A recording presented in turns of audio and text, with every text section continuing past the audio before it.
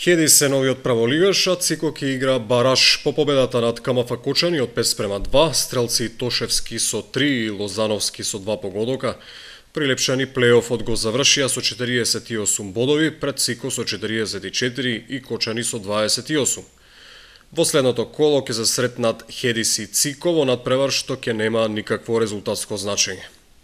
В среда женската репрезентација на Македонија го пречекува носителот на групата Италија во надпревар од квалификациите за светското правенство во Канада 2015.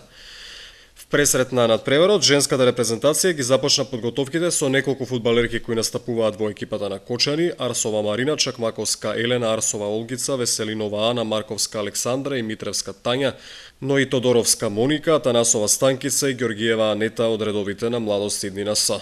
Катерина Милеска од ЖВГ Кочани е повредена, како и недобрата поединка Наташа Андонова, која игра во Бундеслигата. Македонската репрезентација вторпат се среќава со Италија, која е апсолутен фаворит. Тие се носители на групата, а за нивните успеси говорат и најголемиот број освоени бодови во квалификациите. Надпреварот ќе биде одигран на првиот терен од комплексот Куќе на фудбалот со почеток во 14 часот. Одиграно е шестото коло во детската фудбалска лига Источен регион. Во генерација 1999-2000 беа постигнати следниве резултати: Брегалница Пехчево 3:2, Кочани Зрновка 8:0, Слога Рудар 4:1 и Каменица Саса Фудбал Старс 5:1.